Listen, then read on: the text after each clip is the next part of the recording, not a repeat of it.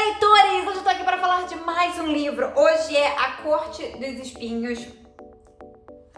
Olá, leitores! Hoje eu tô aqui para falar de mais um livro. Hoje é A Corte dos Espinhos e Rosa, o primeiro livro dessa saga da corte, whatever, de Sarah J. Maas. Acho que é assim que se fala o nome dela, que é a escritora do Trono de Vidro. Então, se você não é inscrito no canal, já se inscreve aqui embaixo. Não esquece de deixar o seu like, isso ajuda bastante aqui no canal, que esse vídeo vai começar.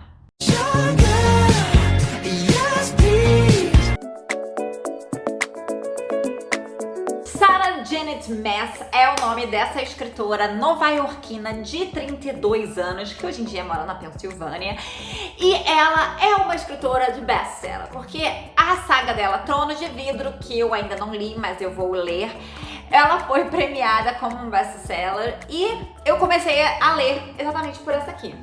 A Corte de Espinhos e Rosas, que é outra saga dela super bem sucedida e super premiada. Essa escritora, ela tem costume de misturar contos de fadas conhecidos, como o Trono de Vidro é baseado na Cinderela, e nessa não seria diferente. Então ela se baseou em Bela e a Fera.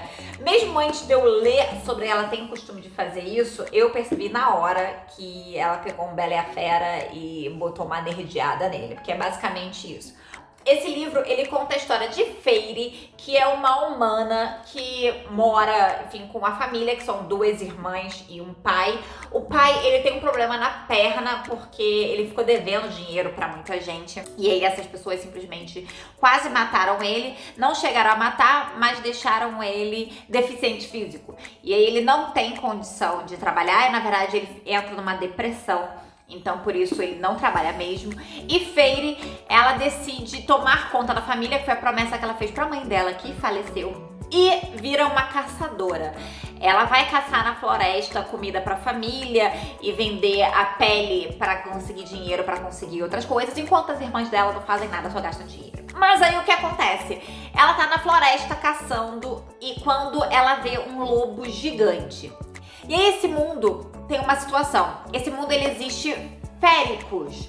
Féricos é uma outra espécie de humanoide, onde eles têm poderes e onde eles dominavam a Terra. Esse mundo anteriormente, eles têm poderes, eles são muito mais fortes que os humanos, mas por conta de um contrato, de uma guerra que teve no passado, eles deixam uma área para os humanos e eles vivem em outra área e tem uma parede, um muro mágico que impede um passar pro outro. Mas existem fofocas no mundo dos humanos que os féricos estão passando para o mundo dos humanos.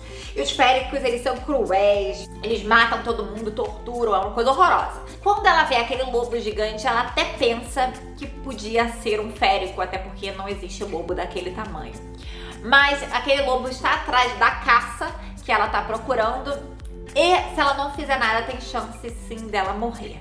Então ela vai, tem uma flecha específica que dizem que mata férico, só que ela nunca viu um, então ela não tem certeza. Então ela pega aquela flecha, atira e vai direto no olho do lobo. O lobo morre e deixa morrer, ele simplesmente não faz nada, ele olha pra ela e morre. Ela não consegue carregar os dois animais, então ela só esfola e pega a pele dos animais, enfim, leva a carne para sua família comer, muito feliz, do outro animal, não do lobo. Sua família come e se alimenta, ela vai vender a pele no dia seguinte, mas quando ela volta pra casa, simplesmente tem um férico enorme, medonho, cheio de garra, parece um lobo gigante, meio lobisomem, e ele faz um acordo com ela.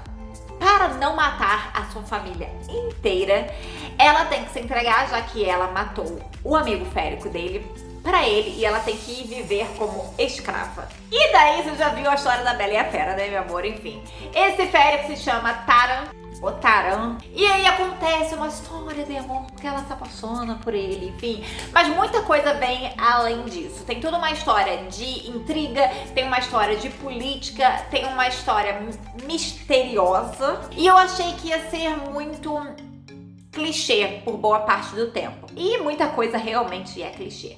Mas você fica surpreendida, principalmente com o final. Eu não esperava que o final ia ser esse, então eu já estou louca para ver o segundo livro. Essa saga, por enquanto, tem 3 livros e um spin-off. Ela disse que essa saga inteira vão ser 6 livros e mais um livro de colorir. Então, o próximo livro é A Corte de Névoa e Fúria. Infelizmente, eu tenho que esperar outubro pra eu comprar, porque aqui em Portugal ela só vende a versão Herbert Richard mesmo. Só a versão brasileira, não tem uma versão portuguesa, então eu tenho que esperar pro Brasil pra comprar, porque aqui vai sair caro pra caraca. E aí eu já vou comprar a segunda e a terceira. A terceira é Casas de Asas e Fúria.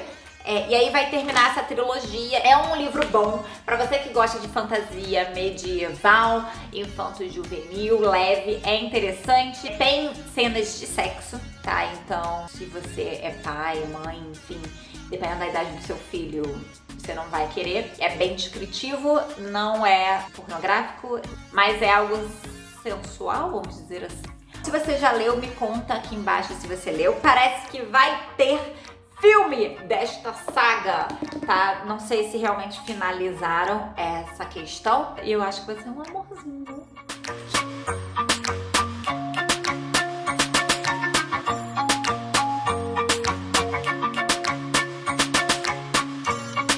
Estou louca pra ver, pra saber que atores vão escalar pra eles, porque a gente fica com uma coisa na mente, né, de como a gente imagina os personagens e quando fazem um filme, isso às vezes quebra, né? Mas enfim, logo mais lerei o próximo e venho aqui contar pra vocês o que eu achei. Também vou ler o Trono de Vidro e também vou contar pra vocês. Se você tem algum livro pra me indicar, me indique aqui nos comentários. Eu também tô no Facebook, no Instagram com e no Twitter com o blog de Cajaria. Beijo!